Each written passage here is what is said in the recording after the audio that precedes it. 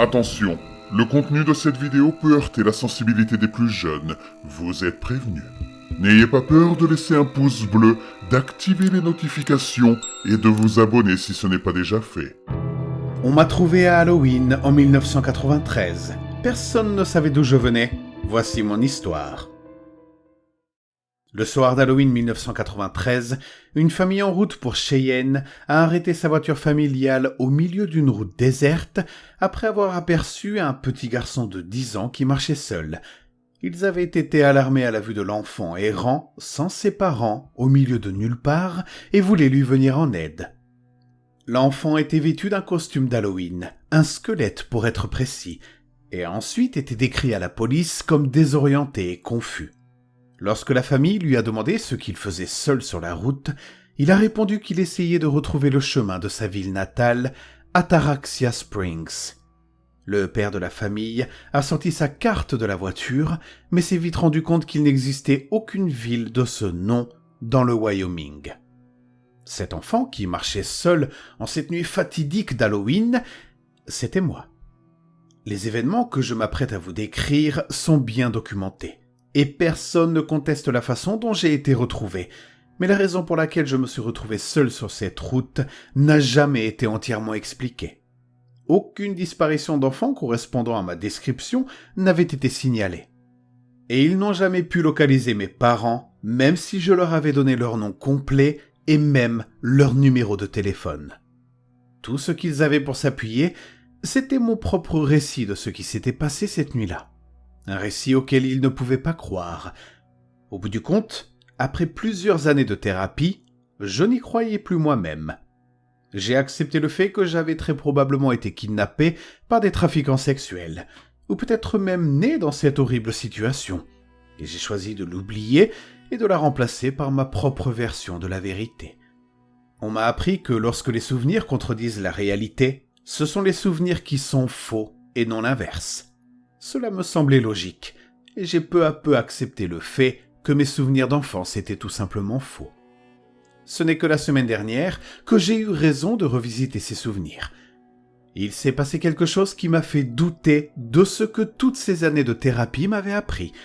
C'est pourquoi j'ai décidé de partager à nouveau mon histoire, en partie pour mon propre bien, juste pour faire fusionner mes souvenirs avec la réalité physique, si cela a un sens, mais aussi pour toucher d'autres personnes qui ont peut-être vécu quelque chose de similaire et qui se demandent également si ce vieux souvenir étrange a bien pu se produire après tout.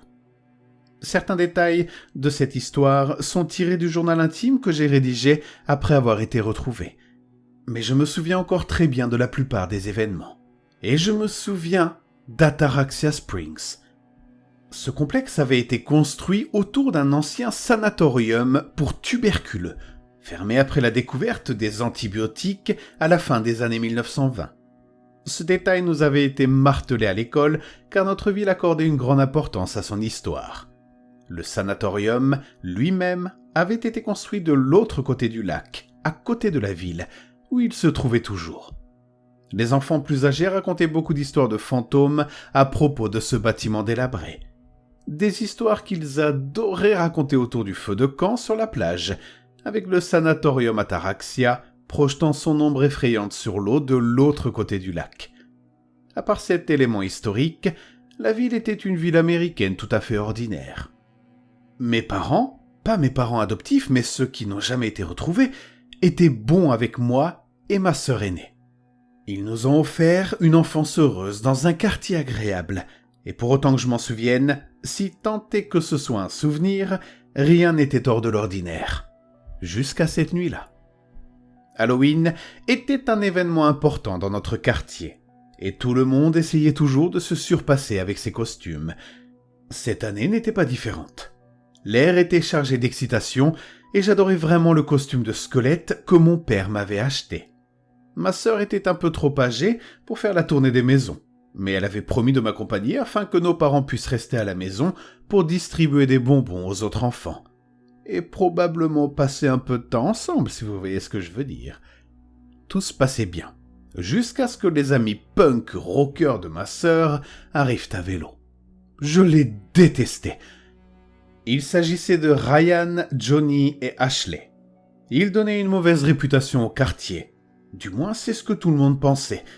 Et ils me taquinaient sans cesse. « Salut Marjorie !» cria Ryan à ma sœur.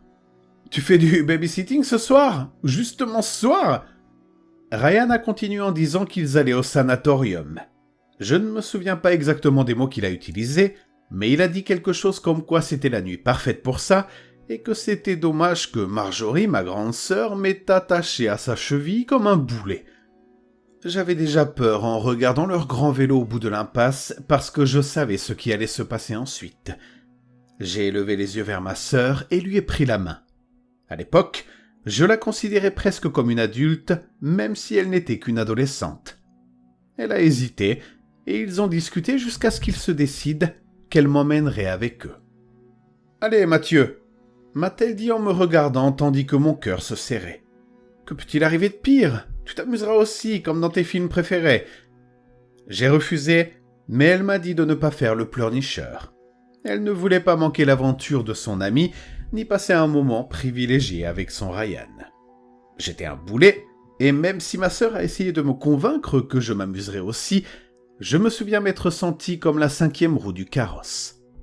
Ma sœur m'a laissé avec ses amis pendant quelques minutes, pendant qu'elle se faufilait dans le garage pour prendre son vélo. Cela m'a semblé durer des heures. Ryan a allumé une cigarette avec son Zippo. Je ne comprenais pas ce que ma sœur lui trouvait. Avec sa crête noire, ses bottes militaires et sa veste en cuir avec « fuck you » peint dans le dos, il ressemblait plus au méchant des films Disney que j'adorais regarder qu'au prince charmant. Ma sœur n'était pas du tout comme lui. C'était l'une des filles populaires de l'école que tout le monde aimait et admirait. Et à l'époque, je ne comprenais pas comment quelqu'un d'aussi gentil que ma sœur pouvait avoir le béguin pour quelqu'un comme Ryan. Cela me mettait en colère. Je voulais courir à la maison et le dire à ma mère, mais je savais que cela ne mènerait qu'à une dispute.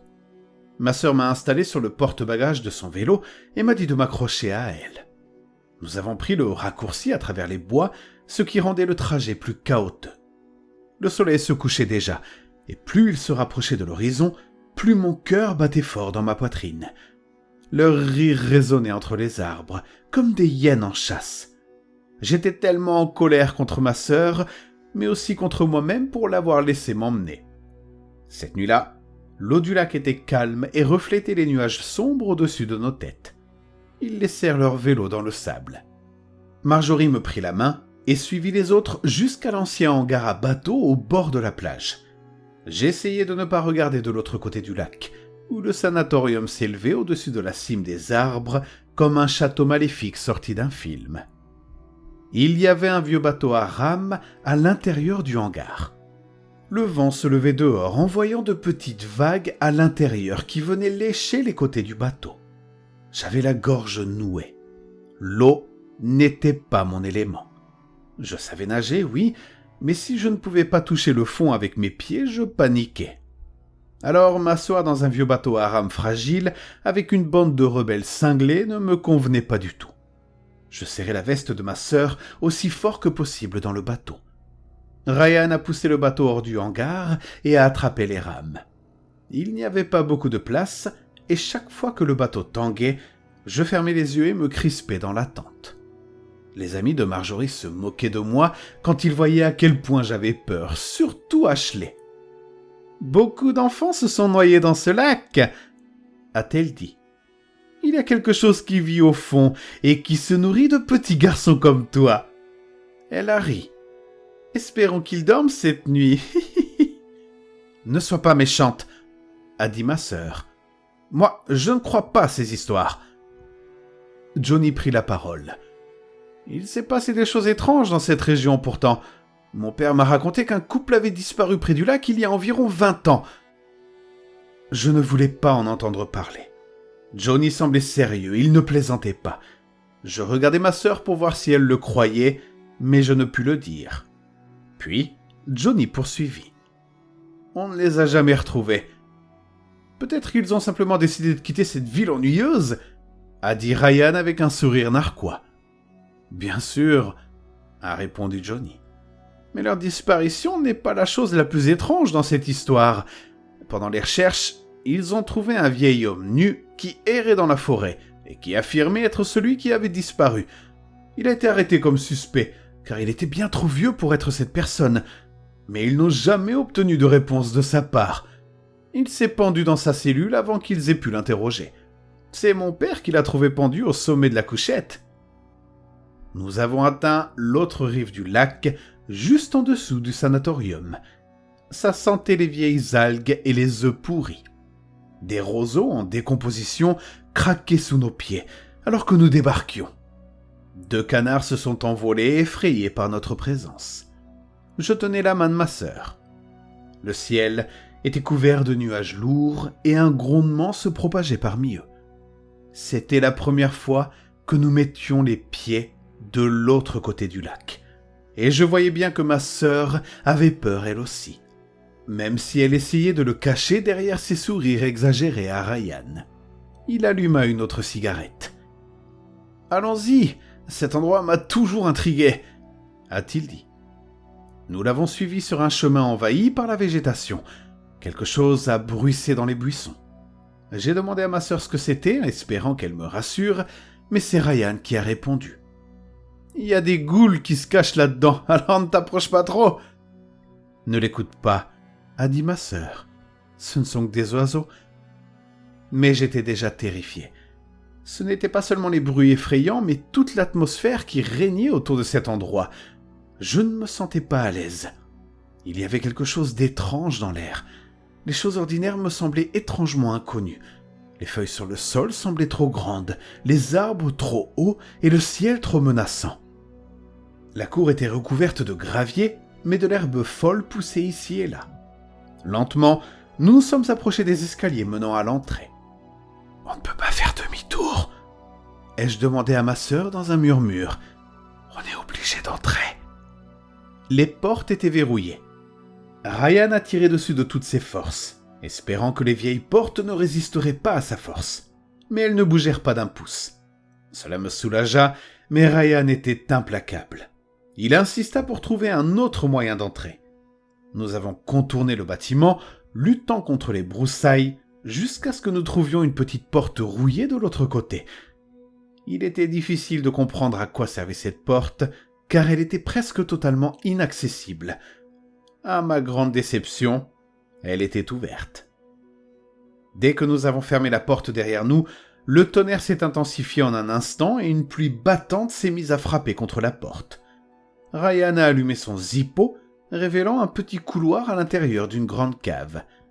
L'air froid sentait le renfermer. Il y avait des graffitis sur les murs qui semblaient dater de longtemps.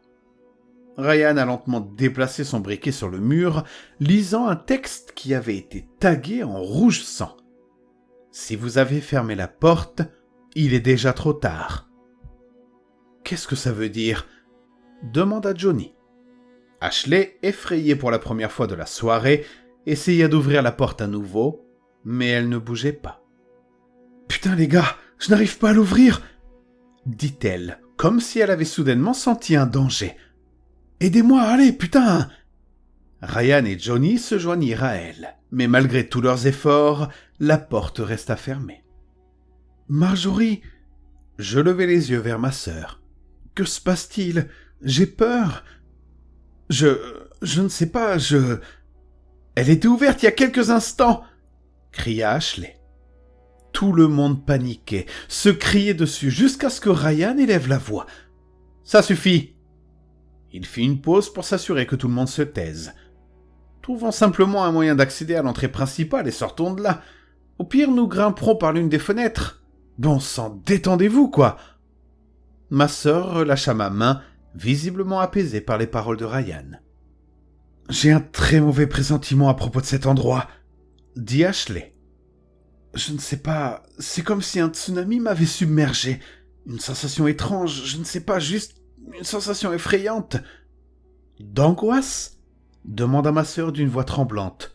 « Je l'ai ressenti moi aussi. »« Vous vous énervez pour rien, » dit Ryan. « Reprenez-vous, bordel !» Je détournai mon regard vers Ryan. « Tout est de ta faute !» lui dis-je. « T'as pas à nous dire ce qu'on doit faire. C'était ton idée stupide en plus à la base. » Mathieu, tais-toi, dit ma sœur, rougissant d'embarras. Mais pourquoi? Maman a raison, tes amis ont une mauvaise influence sur toi. Tais-toi, cria ma sœur. Bon sang, Mathieu! Ryan a ri. Ce n'est pas grave, il a juste un peu peur, a-t-il dit sans s'énerver. Nos mères, qu'est-ce qu'elles en savent? A ajouté Johnny avec un sourire, mais toujours aussi bouleversé que nous tous. Moi, je déteste ma mère. Elle me dit toujours quoi faire, comment m'habiller, quoi penser, et tout le reste. J'ai croisé les bras, furieux de leur attitude qui nous avait clairement causé des ennuis. Eh bien, si vous aviez écouté votre mère, vous ne seriez peut-être pas coincés ici, non? Nous ne sommes pas coincés, a dit Ryan en nous guidant à travers le couloir sombre. Nous avons eu l'impression d'avoir parcouru la cave pendant plus d'1 heure sans trouver l'escalier. Et lorsque nous en avons trouvé un, il ne menait pas à l'étage principal, mais à l'étage supérieur. Cela n'avait aucun sens. Nous sommes arrivés dans une salle remplie de vieux lits. Les fenêtres étaient grandes, mais trop hautes pour que nous puissions les atteindre. En ce sens, la pièce me rappelait l'église du centre-ville. Les fenêtres vibraient à chaque coup de foudre à l'extérieur. Johnny a pointé du doigt l'un des lits. Contrairement aux autres, celui-ci n'était pas vide. Nous nous en sommes approchés avec précaution. Ma sœur m'a couvert les yeux lorsque nous avons été assez près pour voir ce qu'il y avait. Mais leur voix effrayée et les cris d'Ashley m'ont appris tout ce que j'avais besoin de savoir. « Elle doit être morte depuis des décennies », a déclaré Johnny. « Je veux dire, le corps est momifié, quoi !»« Oh mon Dieu !» C'était Ashley. « Elle porte ma montre !»« Ta montre ? C'est une coïncidence, je veux dire, » a dit Ryan, mais il a été interrompu sur le champ par Ashley. « Qu'est-ce que ça veut dire ? Pourquoi est-ce qu'elle porte ma montre, bordel ? » « Il faut qu'on parte d'ici, » dit ma sœur. « C'est une personne morte, il faut appeler les... »« Où est passée la partie inférieure du corps ?» l'a coupé Johnny.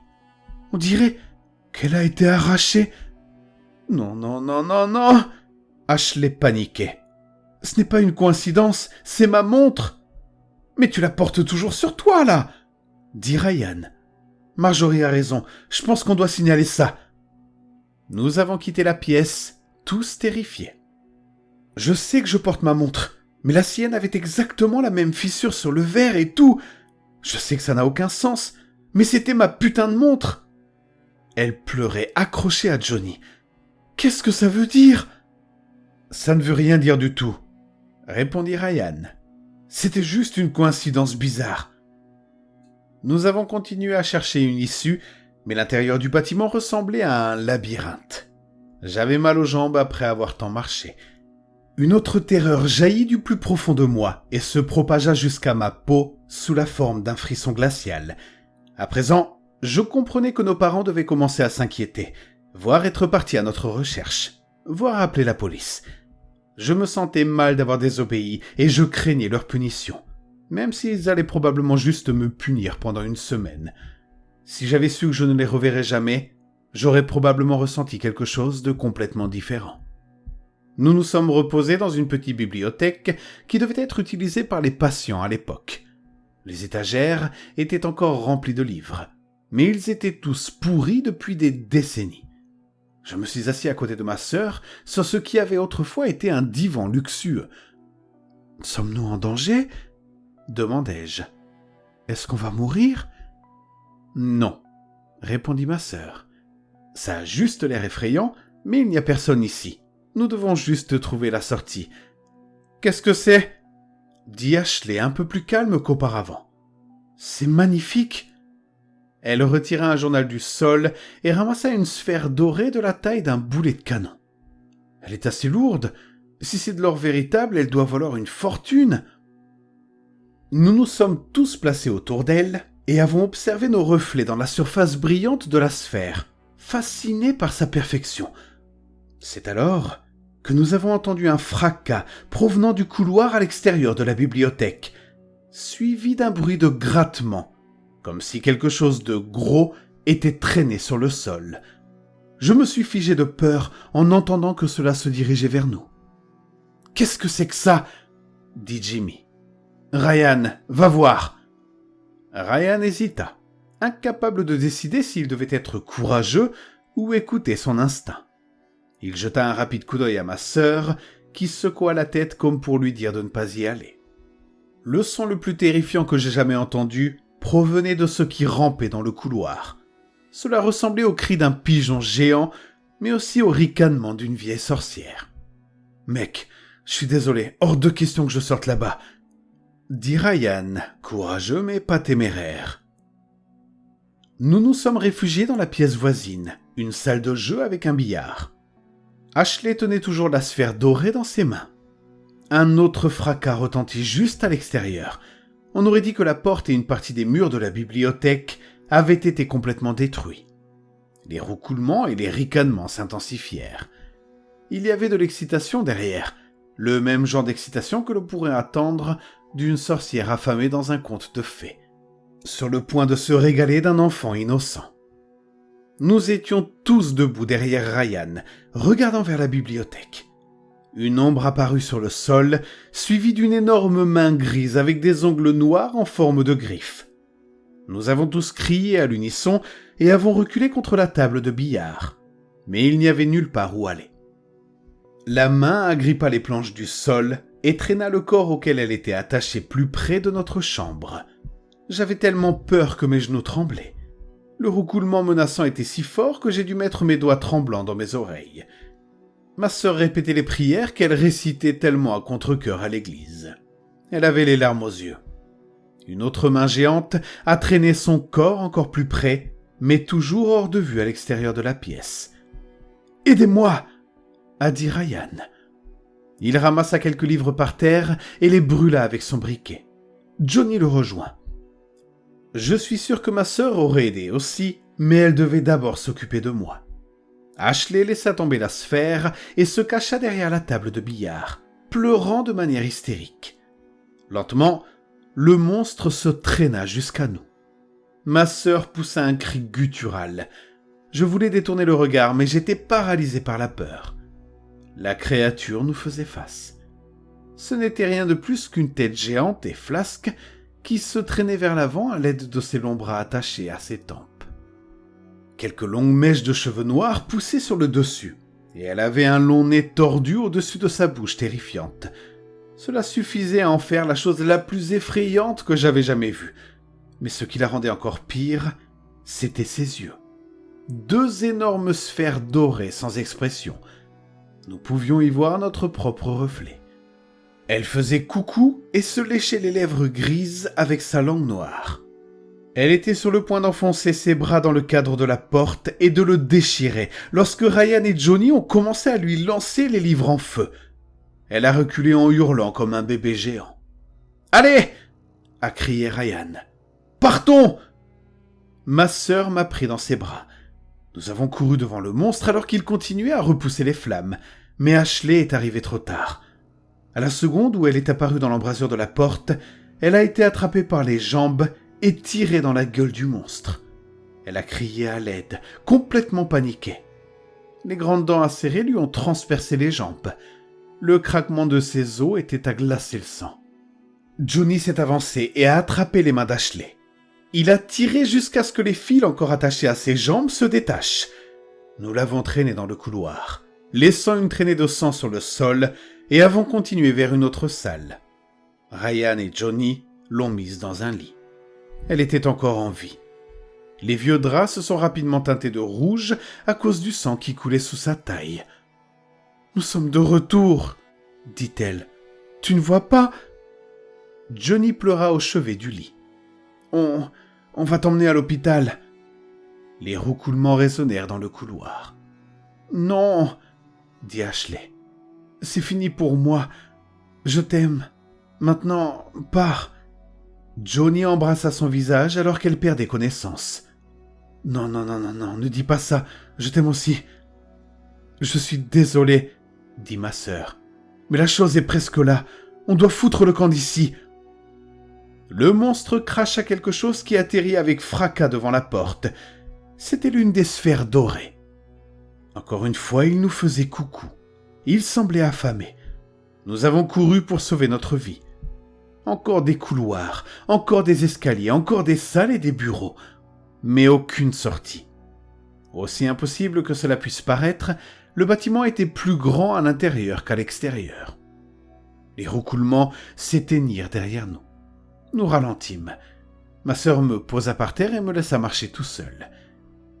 Elle était trop fatiguée pour continuer à me porter. « Cet endroit est sans fin !» a dit Johnny. « C'est un cauchemar. Il n'y a pas de sortie. Ce texte sur le mur, il avait raison. C'est trop tard. On tourne en rond. On remonte le temps ou quoi? Ou alors c'était le futur? Putain, Ashley, c'était vraiment elle qu'on avait vue dans le lit alors. Il y a une issue, a dit Ryan. On ne l'a juste pas encore trouvée, les gars. Qu'est-ce qui ne va pas ici? Demanda ma sœur. C'est comme si les lois de la nature ne s'appliquaient pas ici. Et cette chose horrible là-bas, y en a-t-il d'autres? Elle doit venir tout droit de l'enfer. Elle a craché une de ses boules, vous avez vu? L'enfer est un endroit sur Terre, répondit Ryan. Il essayait d'allumer une cigarette, mais ses mains tremblaient trop. Ces sphères dorées ressemblaient à ses yeux. Peut-être que ce sont ses yeux. Il les a crachés pour voir plus loin, tu sais, un truc comme ça. Il est apparu quand nous avons trouvé la première, et il a accéléré après avoir craché la deuxième. J'ai crié. « Qu'est-ce qu'il y a ?» a demandé ma sœur. « Des insectes !» ai-je répondu. « Regarde, autour de cette fissure !» Des centaines d'entre eux rampaient autour d'une fissure dans le sol, de petits coléoptères noirs avec des taches vertes sur le dos. Bon sang, je détestais les insectes. « Ce n'est pas grave, » a dit ma sœur. « Évite simplement de marcher dessus. »« Je n'ai jamais vu d'insectes comme ça auparavant, » lui répondai-je. Nous avons continué à avancer jusqu'à ce que nous arrivions à une piscine vide. Plusieurs sphères dorées gisaient au sol, brillant dans un étrange clair de lune qui pénétrait par les fenêtres à l'autre bout de la pièce. Le faible roucoulement a commencé dès que nous les avons vus, provenant désormais de plusieurs directions différentes. J'ai crié, mais pas à cause du roucoulement. Je voyais quelque chose dans le coin du plafond, une ombre noire qui se déployait lentement. « Il y a d'autres têtes comme ça !» dit Johnny. « Vous entendez ?»« Qu'est-ce que c'est ?» dit Ryan dès qu'il vit l'ombre. Une patte après l'autre sortit de l'ombre, jusqu'à ce que 8 longues pattes monstrueuses apparaissent de son corps, comme une énorme araignée. Nous avons couru vers la piscine pour atteindre la sortie à l'autre bout de la pièce. L'araignée, rapidement descendue de sa cachette, a escaladé la piscine et a commencé à avancer vers nous. Les pattes n'étaient pas attachées à un corps qui leur était propre, mais à l'arrière d'un corps humain en décomposition. J'ai crié à ma sœur de me porter, mais nous n'avions pas le temps pour cela. Je devais courir plus vite que je n'avais jamais couru auparavant. « Putain de merde !» s'est exclamé Johnny. « Oh mon Dieu, non !» L'araignée était sur le point de me transpercer avec l'une de ses pattes lorsque nous avons franchi la porte, qui était heureusement trop petite pour qu'elle puisse passer. « Putain, on l'a échappé belle !» s'est exclamé Ryan alors que nous nous éloignions de la piscine. « Non, non, non, non !» a continué Johnny, les larmes aux yeux. « Comment est-ce possible? Ce n'est pas possible !»« Au moins, on s'en est éloigné à temps, » dit Ryan. « Espérons qu'on ne finira pas par revenir. »« Ce n'est pas ça !» dit Johnny. « Le corps !» Il pleurait maintenant. « Le cadavre attaché à ses putains de pattes! Il portait ma veste! Oh mon Dieu, non !»« Peut-être que ça ne se passera pas comme ça, » dit ma sœur. « Peut-être qu'on peut l'éviter. »« Ça n'a pas très bien marché pour Ashley, n'est-ce pas ?» dit Johnny. « Et puis comment éviter une chose pareille? On ne sait même pas comment ça pourrait arriver. »« Calme-toi, » dit Ryan. « Concentrons-nous sur le présent, d'accord? Je sens une brise, vous la sentez aussi ?» Il avait raison, nous la sentions tous. Pensant qu'il s'agissait d'une issue, nous courûmes dans la direction d'où elle provenait. Mais ce n'était pas une issue, du moins pas celle que nous recherchions. Nous arrivâmes à un grand balcon aux portes ouvertes, offrant une vue inimaginable. « Je te l'avais dit, » dit ma sœur alors que nous marchions sur le balcon. « Nous sommes en enfer. » Devant nous, un paysage fait de chair et d'os d'humains s'étendait à perte de vue sous un ciel écarlate. Le sol lui-même bougeait comme il respirait, et les arbres sans feuilles agitaient leurs branches comme des tentacules. D'autres créatures marchaient à la surface, se battant entre elles, et la chair des oiseaux hurlant au-dessus de nous était exposée aux intempéries. Une forte odeur de viande pourrie et de soufre emplissait les vents chauds. Lentement, une géante gazeuse sombre avec des nuages violets s'éleva dans le ciel comme un soleil noir, et les monstres hurlèrent d'excitation à cette vue. « Je ne sais pas ce qu'est l'enfer, » dit Ryan, « mais ce n'est certainement pas la terre. » Des millions d'insectes jaillirent des larges pores du sol, essaimant devant la planète colossale qui grimpait dans le ciel. Quelques-uns d'entre eux atterrirent sur le balcon. C'étaient les mêmes insectes que nous avions vus plus tôt. Puis Johnny éternua, suivi de ce qui ressemblait à une crise de panique. « Putain !» dit-il. « Il y en a un qui s'est introduit dans mon nez !»« Sérieusement ?» demanda Ryan. « Je le sens encore ramper dans mes sinus !» dit Johnny en essayant de le chasser par le nez. « Aidez-moi, s'il vous plaît, je crois que c'est en train de me dévorer !» Il semblait étourdi. « Rentrons à l'intérieur !» dit Ryan, même si nous étions déjà en train de courir. Nous n'avons pas parcouru une grande distance avant que Johnny ne tombe par terre, pris de convulsions et de mousse à la bouche. Ma sœur m'a soulevé, sachant très bien ce qui allait se passer. Mais Ryan s'est assis à côté de Johnny et a essayé de l'aider comme il pouvait. Mais il n'y avait aucun espoir pour Johnny. Les convulsions se transformèrent en secousses et en soubresauts qui jaillissent de son corps. Ryan se leva, pâle à la vue de son meilleur ami qui tremblait de manière incontrôlable devant lui. Après environ 1 minute, la crise s'arrêta brusquement. Johnny ouvrit les yeux un peu groggy. « Qu'est-ce qui s'est passé ?» dit-il. « Pourquoi suis-je par terre ?»« Ça va, mec ?» dit Ryan en souriant. « J'ai cru que t'allais mourir, putain !» Ma sœur n'était pas convaincue et recula de quelques pas avec moi. « Oui, » répondit Johnny en souriant à son tour et en essayant de se relever. « Je me sens bien, mais c'est complètement fou !» Une soudaine secousse parcourut son corps. « Attendez !» Puis il hurla. Il toucha son dos. Il était couvert de sang. Il hurla à nouveau, beaucoup plus fort cette fois. J'entendis sa veste se déchirer de l'intérieur, et une patte d'araignée visqueuse sortit de son dos. Il nous supplia de l'aider, le visage déformé par la douleur, mais nous ne pouvions rien faire. Ryan recula vers ma sœur et lui saisit la main. Le processus fut rapide. Une patte après l'autre sortit du dos de Johnny, tandis qu'il hurlait. Il essaya de ramper pour s'éloigner, mais les pattes l'en empêchaient. Au lieu de ça, elles se dressèrent, soulevant Johnny au-dessus du sol. « Aidez-moi !» dit-il alors que les jambes commençaient à s'éloigner avec lui. « Allez, aidez-moi, quoi, je vous en prie !» Aucun d'entre nous n'osa faire quoi que ce soit. « Je suis encore en vie, regardez !» criait-il. « Il doit y avoir un moyen !» Les pattes grimpèrent le long du mur et s'engagèrent dans un autre couloir. « Non !» entendîmes-nous Johnny crier alors qu'il se débattait, essayant en vain de s'agripper au mur avec ses ongles. « S'il vous plaît, non !» Nous restâmes figés sur place jusqu'à ce que ses cris s'éteignent complètement, ne laissant derrière eux qu'un faible écho de ses derniers mots entre ses sanglots. « Maman, j'ai peur, maman. » Ce n'est que lorsque les roucoulements s'intensifièrent que nous recommençâmes à bouger. Rester immobile équivalait à une condamnation à mort dans cet endroit. Ma sœur me garda près d'elle et elle-même près de Ryan.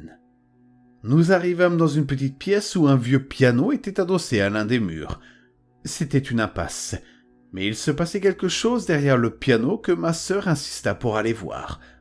Une lumière vacillante, brillante et chaude comme les rayons du soleil. Ma sœur s'est assise à côté du piano et a essayé de voir ce que c'était. « C'est une issue !» a-t-elle dit. « Je ne vois pas où elle mène, mais ça sent comme à l'extérieur. »« Oh, vraiment ?» ai-je dit, le bonheur envahissant mon corps. « On peut enfin sortir de... » Quelque chose de lourd rebondit contre le sol à l'extérieur de la pièce et roula lentement dans l'embrasure de la porte. Mon soulagement fut immédiatement remplacé par la terreur. C'était l'une des sphères dorées. aidez-moi à déplacer le piano !» dit ma sœur. « Maintenant, Ryan !» Je l'ai regardé se débattre avec le piano. Le monstre se rapprochait de plus en plus en ricanant et en roucoulant de plus en plus fort. J'hurlai lorsqu'il apparut devant moi. Ryan et ma sœur utilisèrent toute leur force pour pousser le piano vers la porte afin de la bloquer. Cela ne tiendrait pas longtemps, mais peut-être assez longtemps. Ma sœur revint vers moi, mais Ryan n'eut pas cette chance. Le monstre a tendu son long bras au-dessus du piano et l'a attrapé. Il n'avait pas beaucoup de temps pour parler, et il le savait. Il a choisi ses mots avec soin, peut-être ne les avait-il jamais prononcés auparavant. « Je t'ai toujours aimé, Marjorie. » J'ai levé les yeux vers ma sœur et ses lèvres tremblantes pour éviter de le voir être entraîné dans le couloir et dévoré, mais je pouvais encore l'entendre haut et fort. Le trou dans le mur n'était pas tant un trou qu'une faille instable dans la réalité. Il y avait une forêt de l'autre côté, mais seulement pendant quelques secondes avant qu'elle ne se transforme en désert, qui à son tour se transforma en plage. La bête à l'extérieur poussa le piano dans la pièce. Je n'eus pas le temps de réfléchir. Ma sœur m'a soulevé et m'a jeté à travers la faille. J'ai atterri sur le sol d'une forêt, mais pas celle que nous avions vue au début, car dans cette forêt, il faisait nuit dehors. J'ai vu la faille flotter dans les airs. Ma sœur était sur le point de sauter à travers, la main du monstre tendue vers elle, lorsque la faille a disparu. J'ai titubé à travers les bois jusqu'à ce que j'arrive à la route, essayant de retrouver mon chemin vers Ataraxia Springs. Le reste appartient à l'histoire. Comme je l'ai dit, au fil des ans, ils m'ont convaincu que mon histoire n'était rien d'autre qu'un souvenir fabriqué, créé dans une tentative inconsciente de surmonter un traumatisme. Mais quelque chose s'est produit. Et je pense maintenant que la stratégie d'adaptation consistait peut-être à me convaincre que cela ne s'était jamais produit. La semaine dernière, j'ai reçu une lettre. Elle n'avait pas été envoyée par la poste, mais remise par un homme d'âge mûr qui affirmait l'avoir trouvée parmi les affaires de son arrière-grand-mère quelque part à Paris.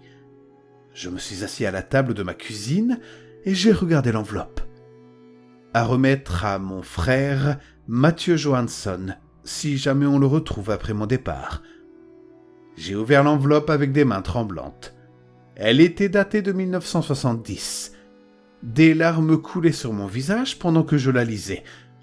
Elle racontait l'histoire d'une adolescente qui était mystérieusement apparue dans le Wyoming en 1889, affirmant venir d'une petite ville appelée Ataraxia Springs. Elle avait ensuite mené une vie aventureuse et épanouissante, survivant à 2 guerres mondiales et voyant la civilisation passer des chevaux et des calèches à l'atterrissage de l'homme sur la Lune. Elle s'était mariée, avait eu un fils qu'elle avait prénommé Ryan et avait passé le reste de sa vie en Europe. Elle était connue pour rechercher son frère, dit l'homme. Mais elle n'en a jamais parlé à personne. Je pensais que c'était une fiction ou le résultat d'une maladie mentale bien cachée, mais quand j'ai trouvé les anciens rapports d'un jeune garçon du Wyoming qui disait aux gens qu'il venait d'une petite ville appelée Ataraxia Springs, eh bien cela ne peut pas être une coïncidence, n'est-ce pas ? M'a-t-il raconté. À ce moment-là, je pleurais à chaudes larmes, mais c'étaient des larmes douces amères. Cela signifiait que je ne reverrais jamais Marjorie.